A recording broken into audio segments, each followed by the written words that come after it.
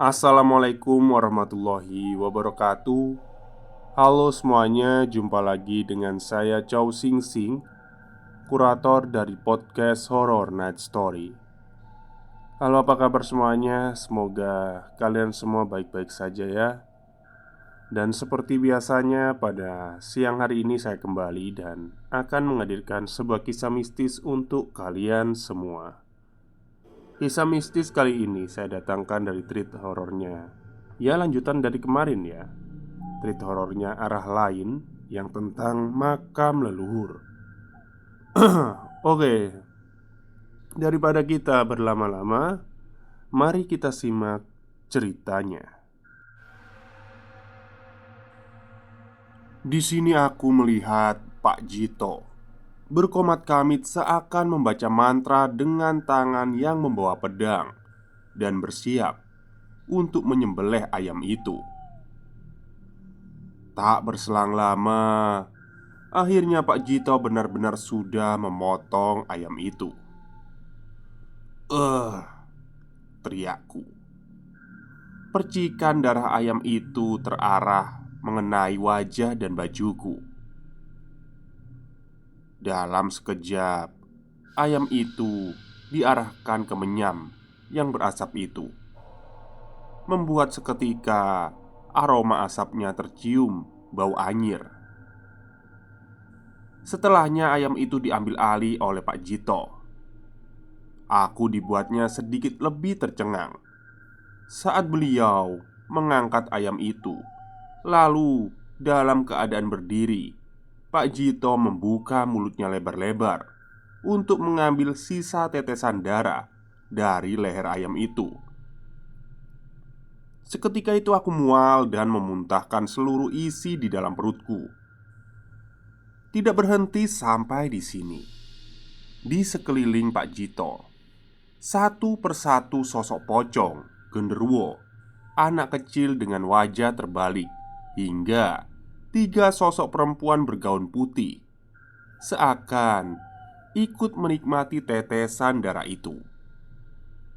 Saat itu aku berteriak hingga membuat badanku semakin lemas. Sampai akhirnya aku tak sadarkan diri. Aku terbangun di atas kursi ruang tamu. Terlihat Randy dan Pak Jito berada di sampingku. Baru saja aku sadar dari pingsan. "Noh, Noh, gimana keadaanmu?" ucap Randy dengan perasaan khawatir. Gak apa-apa, udah agak mendingan," balasku. Saat itu juga aku dan Randy pamit dan membawa ayam cemani yang sudah ada di dalam kantong plastik. Sebelum aku dan Randy benar-benar meninggalkan rumah itu, tiba-tiba saja Pak Jito berkata padaku, "Di dunia ini tidak hanya manusia saja, banyak makhluk lain, termasuk apa yang kamu lihat tadi." Aku hanya mengangguk, mengerti atas apa yang Pak Jito katakan. Sekarang aku benar-benar percaya sosok goib itu benar-benar ada nyata. Randy juga meminta maaf karena telah meninggalkanku, karena dirinya dihubungi oleh Bu Rini untuk segera kembali, karena bahannya sudah ditunggu di kantor desa. Aku dan Randy kembali ke kantor desa dengan masih menggunakan motor. Kali ini hujan sudah mulai berhenti, tapi jalanan menuju kantor desa masih banyak yang belum beraspal, membuat jalanan menjadi licin. Sesekali aku dan Randy hampir saja tergelincir bersama motor. Kondisi beberapa jalan yang belum sepenuhnya beraspal diakibatkan oleh tanah longsor beberapa minggu yang lalu. Aku dan Randy akhirnya lebih memilih untuk berjalan kaki sembari mendorong motor itu. Tak berselang lama, aku dan Randy sampai di kantor desa. Terlihat semua karyawan masih sibuk dengan berbagai tugasnya. "Kamu kenapa lama sekali? Cepat, kamu urus ayam-ayam itu. Masukkan ke kulkas," ucap Bu Rini yang baru saja menghampiriku. Kondisi jalan itu membuat aku lebih terlambat untuk mengurus ayam itu.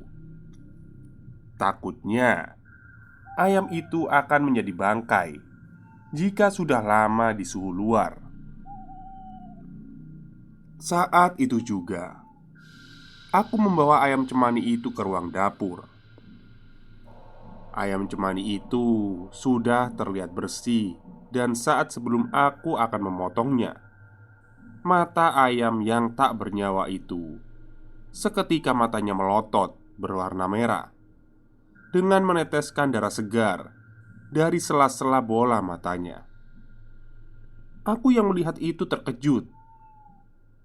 Karena tak ingin berlama-lama dengan ayam cemani itu, aku mencoba memberanikan diri dengan cara berteriak lalu memotongnya. Hingga akhirnya leher ayam itu putus dan terpisah dari badannya. Saat itu juga mata yang sebelumnya melotot tajam kini sudah benar-benar tak bernyawa. Dari arah belakang, Randy menghampiriku dan bertanya apa yang terjadi hingga membuatku berteriak segila itu. Saat itu juga aku menjelaskan semuanya apa yang terjadi dengan intonasi dan nafas yang tak beraturan. Akhirnya Randy mencoba mengambil alih pekerjaanku. Dia memastikan kalau itu mungkin hanya halusinasiku saja. Sesampainya aku dan Randy selesai dengan urusan ayam itu, aku segera pergi dan membantu yang lain untuk mempersiapkan acara bersih desa. Waktu semakin larut. Semua orang berkumpul di ruang tengah. Bukan Reno namanya kalau tidak mengabadikan momen langka itu. Saat akan aku foto dengan menggunakan kamera HP, saat potretan pertama akan aku mulai, tiba-tiba saja listrik menjadi padam dan membuat hasil potretan menjadi gelap. Saat itu juga beberapa karyawan sudah menyalakan flash di HP-nya. Aku yang masih ingin tetap mengabadikan dalam gelap itu, aku pun memotretnya untuk yang kedua kali. Namun kali ini hasil potretan itu terlihat sosok misterius yang masuk ke dalam foto. Saat itulah aku mulai merinding. Aku mulai diam, mencoba bersikap lebih hati-hati. Namun anehnya, saat aku pastikan dengan mata kepalaku sendiri ke arah sosok itu tidak lagi menampakkan dirinya. Hasil foto itu aku tunjukkan kepada Randy dan beberapa karyawan lainnya. Setelah aku memperlihatkan foto itu dengan tenang, mereka berkata kalau memang sebenarnya kantor desa ini banyak dihuni oleh makhluk yang tak kasat mata. Jawaban mereka seakan terbiasa dengan hal seperti itu. Tak terasa jam sudah menunjukkan pukul 12 malam. Aku dan yang lain pulang ke rumah masing-masing. Sesampainya di rumah, aku bertemu bapak yang sedang duduk di depan sembari menghisap rokoknya. "Pak, kenapa sih aku diganggu terus? Apa yang sebenarnya mereka mau dariku? Kalau seperti ini, aku berhenti sajalah bekerja di kantor itu," kataku. "Besok adalah hari bersih desa. Ya udahlah, kamu nanti akan terbiasa kok sama keberadaan mereka," kata bapak dengan santainya sembari tangannya sesekali melipat janur yang sepertinya beliau juga ikut andil dalam acara itu. Aku melangkah masuk ke dalam rumah menemui istriku. Saat aku sudah di atas ranjang, sempat aku berbincang tentang semua hal yang terjadi seharian ini. Takutnya sosok-sosok itu terus menampakkan dirinya padaku, membuat suasana dalam pekerjaanku tidak nyaman. Istriku yang mendengarkannya mengatakan untuk sekali lagi mencoba membiasakan diri, karena saat ini mencari pekerjaan sangatlah susah. Semua makhluk di dunia ini sama-sama ciptaan Tuhan. Matahari sudah menampakkan dirinya dari ujung timur. Hari ini kegiatan bersih desa akan dilaksanakan sore hingga malam hari. Seperti rutinitas biasanya, aku berangkat bekerja dengan berjalan kaki. Di tengah perjalanan menuju kantor desa, suasana pagi kali ini tidak seperti biasanya. Tidak banyak warga yang lalu lalang, bahkan anak sekolah jarang terlihat di sepanjang jalan perkampungan. Hampir semua warung makan dan toko kelontong masih dalam kondisi tutup. Aku tetap melangkah hingga akhirnya langkahku terhenti ketika bertemu dengan seorang kakek-kakek tua membungkuk sedang berdiri di teras rumah. Posisi tangannya memegang sapu bergagang. Setelah aku menyapanya, kakek itu tiba-tiba memberi pesan, "Jangan berangkat, nak. Berbahaya. Mata batinmu itu udah terbuka." Kakek ini membuatku bingung dengan apa dimaksud dengan perkataannya. Aku hanya tersenyum lalu melangkah menjauh. Saat aku melangkah lebih jauh, aku baru menyadari kalau rumah itu ternyata sudah lama kosong dan tak berpenghuni. Aku menoleh ke arah kakek itu. Tiba-tiba saja, kakek itu ternyata hilang. Hanya sapu lidi bergagang yang tergeletak sendirian di atas tanah. Mengetahui hal itu, aku pun berlari sekencang mungkin. Akhirnya aku sampai di kantor desa. Aku dibuat heran dengan kegiatan para warga yang terlihat antri untuk berziarah ke makam itu. Dalam hati, apa yang mereka inginkan? Berziarah ke makam orang tua kan lebih baik lagi daripada makam ini. Saat aku mencoba mendekat, terlihat bapak sedang memasang janur ke makam leluhur itu. Janur itu dihiaskan memutar mengelilingi makam.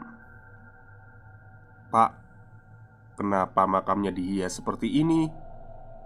ucapku saat aku sudah lebih dekat dengannya. "Hush, diem kamu. Gak usah ngomong yang aneh-aneh. Sana-sana pergi," kata bapak sedikit tersinggung. Aku akhirnya segera pergi menjauh dan masuk ke dalam kantor desa. Baru saja aku masuk, Pak Slamet kepala desa menemuiku dan meminta bantuan kepadaku. Terlihat memang semua karyawan sibuk dengan urusannya masing-masing untuk persiapan bersih desa ini. Mulai dari menata selendang batik yang entah untuk apa, dan ada pula menata meja serta bangku agar ruangan terlihat lebih luas. Randy juga terlihat menyapu dan membersihkan sarang laba-laba di semua sudut ruangan. Sebagian yang lainnya memasukkan roti atau kue ke dalam box snack untuk para undangan. Aku dan Pak Slamet pergi ke ruangannya. Sesampainya di ruangannya, aku terkejut saat Pak Slamet membuka pintu menuju ruangan bawah tanah. Dalam hati, ruangan apa ini? Tangga kayu yang menjorok ke bawah dengan lampu yang bersinar kuning membuat aku merinding di pagi hari ini. Pak Slamet lebih dulu turun. Lalu selanjutnya aku. Di dalam ruangan itu tidak ada siapapun. Hanya ada lemari besar yang dicat warna kuning keemasan, dengan meja kayu jati yang berada di tengah ruangan ini. Ukurannya 2 kali 3 dengan ukiran yang membuat meja ini lebih estetik. Pandanganku lalu tertuju pada lukisan tua. Lukisan itu menggambarkan kakek tua bersorban dengan tongkat kayu yang unik. Pak Slamet mendekat ke lemari itu. Perlahan dia mulai membukanya dan mengeluarkan sebuah kotak yang diselimuti kain berwarna putih. Beliau membuka tali kain itu. Terlihat kotak hitam dengan ukiran bunga di sekelilingnya. Entah apa yang ada dari kotak itu isinya. "Noh, kamu bersihkan kotak ini ya dengan air bunga ini. Tapi ingat jangan dibuka," ucap Pak Slamet. Air bunga itu baru saja diantar oleh Bu Rini ke dalam ruangan ini. Tak berselang lama, Pak Slamet keluar bersama Bu Rini meninggalkanku sendirian di sini. Oksigen di dalam ruangan bawah tanah ini sangat terbatas. Mungkin saja itu alasan mereka meninggalkanku sendirian. Segera aku membersihkan dengan menggunakan lap dan air bunga itu. Saat baru saja aku mulai membersihkannya, aroma bunga yang ada di dalam baskom itu semakin menyengat. Tak hanya itu, entah kenapa kotak itu rasanya semakin panas saat dilap. Semakin aku membersihkannya dengan air bunga itu, semakin panas kotaknya. Entah apa yang membuatnya seperti itu. Sesekali aku akhirnya mencoba menggunakan tanganku, memastikan asap panas itu berasal dari kotak yang aku bersihkan ini. Semua itu akhirnya membuat aku penasaran. Tak lama, isi dalam kotak itu, aku pun membukanya. Kotak ini tidak menggunakan kunci apapun. Saat aku perlahan membukanya, terlihat isi dalam kotak itu terdapat batu merah mengkilap dengan keris yang ukurannya sejengkal tangan orang dewasa. Keris itu berwarna emas dengan gagang kayu berbentuk kepala singa. Semakin aku lihat, semakin aku penasaran untuk memegangnya. Keris dan batu itu pun akhirnya aku pegang dengan tangan kosong. Saat aku baru saja menyentuh keris itu, suasana di ruangan itu seketika menjadi mencekam. Suara sosok-sosok aneh terdengar samar di telingaku. Tiba-tiba saja, sewujud pocong berdiri tegak tepat di hadapanku. Seketika itu aku langsung pingsan. Dan saat ada sosok lain yang menabrakku dari sisi lain, aku terpental beberapa langkah. Beberapa saat kemudian, aku dibangunkan oleh Pak Slamet. "Noh, Noh, Reno, kamu kenapa?" Maaf pak, udaranya pengap," ucapku untuk menutupi kejadian sesungguhnya. "Kamu nggak buka kotak itu kan?" kata Pak Slamet menunjuk kotak itu dengan nada tinggi. Sepertinya beliau takut jika aku membukanya. Setelah aku selesaikan semua urusanku, aku pun melangkah pergi dari ruangan gila itu. Hari sudah sore. Persiapan bersih desa hampir saja selesai. Mulai dari dekor hingga kursi, panggung hiburan, serta tumpeng besar. Terlihat beberapa warga juga sudah mulai berdatangan dengan membawa hasil bumi. Beberapa yang lainnya membawa nasi tumpeng. Mereka berbondong-bondong lebih dulu datang agar bisa lebih dekat dari panggung acara ini. Para karyawan desa juga siap menyambut kedatangan warga dengan menggunakan seragam batik. Terlihat juga Pak Slamet yang sudah siap dan antusias untuk menyambut warganya. Tak berselang lama aku melihat Pak Jito datang menggunakan baju batik kuno. Tapi bukan itu yang membuat aku heran. Beliau membawa keris dengan diikat selendang yang membentang dari samping badannya. Memang benar, orang ini misterius. Aku hanya bisa membantu karyawan yang lainnya untuk persiapan acara ini. Karena memang sebenarnya aku tidak tahu sama sekali runtutan acara ini. Tak berselang lama, acara pun dimulai. Awal acara ini dibuka oleh Pak Slamet dan kemudian diikuti Pak Jito selaku tetua di wilayah ini. Singkatnya, setelah puncak acara ini dimulailah doa dan kemudian muncullah kepulan asap yang semakin besar hingga pandanganku menjadi abu-abu. Saat itu juga aku menjauh dari kepulan asap itu. Saat aku mencoba mencari sumber asap dupa itu, pandanganku terarahkan ke makam leluhur. Di sana bapak sedang menyalakan dupa. Beliau menyalakan dupa itu ke semua sudut kantor desa ini.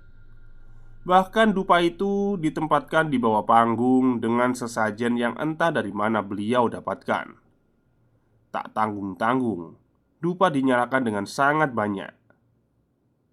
Akhirnya, doa pun selesai. Tiba-tiba, saat kepulan asap itu memudar, aku melihat sekumpulan warga yang terlihat bukan seperti manusia. Pakaian mereka kusam dengan goresan tanah basah. Wajahnya pucat dan tatapan matanya itu kosong. Tiba-tiba saja yang aku lihat hasil bumi yang berupa tumpeng yang mereka bawa berubah menjadi janing. Dan beberapa lainnya terdapat anggota bagian tubuh yang masih bercucuran oleh darah. Tak hanya itu saja, makam leluhur di makam leluhur itu terdapat sosok kakek-kakek tua yang wajahnya ditutupi oleh rambut dan jenggotnya berwarna putih. Sosok itu mengayunkan tangannya dan mengisyaratkan aku untuk mendekatinya. Sontak aku pun berjalan. Dan tiba-tiba saja ada yang berteriak, "Reno, jangan ikuti dia!" Aku pun kaget. Tak lama aku mengingatnya. Ternyata beliau adalah kakek yang pernah aku temui saat berangkat kerja. Kakek itu berdiri dengan membawa sapu lidi tepat di depan rumah kosong itu. Aku semakin bingung. Tiba-tiba suasana bersih desa menjadi seperti ini. Setelahnya, semua sosok-sosok itu melotot ke arahku seolah mereka terusik oleh perlakuanku. "Ayo no sini, ikut kakek pulang." Aku sadar. Aku terbangun di atas kursi dalam ruangan kantor desa. Ternyata ini hanya hayalanku saja. Terdapat bapak di sampingku. Beliau takut terjadi apa-apa denganku. Pak Jito juga terlihat baru saja berkomat kami di depanku. Semua orang khawatir dengan keadaanku. "Acaranya udah selesai, Pak." "Udah, Nak. Syukur kamu baik-baik saja." Pak Jito juga menjelaskan kalau aku jatuh pingsan dan arwahku pindah alam berbeda. Beliau mencoba berkali-kali untuk masuk ke alam itu dan menyelamatkanku. Tapi ternyata kakek buyutmu sudah ada di sana dan untungnya dia bisa membawamu pulang. Semua ini terjadi karena kamu sudah berani membuka keris yang ada di bawah tanah itu, membuat leluhur di sini marah denganmu. Keris itu hanya dibuka saat acara bersih desa, tidak boleh digunakan yang lain. Jika kamu tidak ditolong oleh kakekmu, mungkin arwahmu sudah tidak kembali. Setelah aku mendengar itu semua, aku menyesal dengan apa yang kuperbuat. Oke lah, makam leluhur itu juga banyak dihuni oleh beberapa makhluk yang tak kasat mata. Dulu pernah ada warga yang mencari pesugihan di tempat ini, dan yang mereka puja adalah jin yang bersemayam di sana. Ayam cemani itu juga sangat membantu dalam mengusir roh jahat. Ayam cemani itu dipersembahkan kepada kepala desa dan stafnya. Ini aku bawakan sepotong ayam cemani untukmu, ucap bapak menyodorkan sebungkus ayam itu. Aku menutup kembali mata batinmu. Oh, maksudnya itu Pak Cito ini ingin menutup kembali mata batinnya ya, melalui darah ayam cemani. Akhirnya setelah ditutup dengan rasa hati yang ingin menolak, tapi kali ini Reno ini tidak mau kejadian serupa terulang lagi. Istri Reno melihatnya tersenyum lalu tertawa seolah meledekku di depan bapak. Selesai. Oke, endingnya agak nggak jelas ya. Jadi intinya eh, ini adalah makam leluhur yang ada di sebuah desa.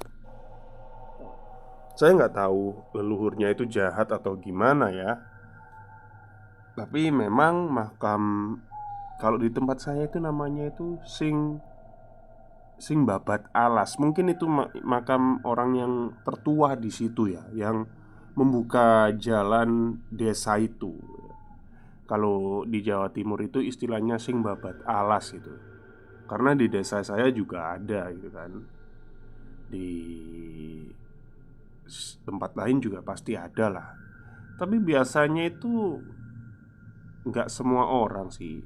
Mungkin ada yang dikasih kayak sesajen di hari-hari tertentu ada, atau mungkin kayak dikasih dupa doang gitu.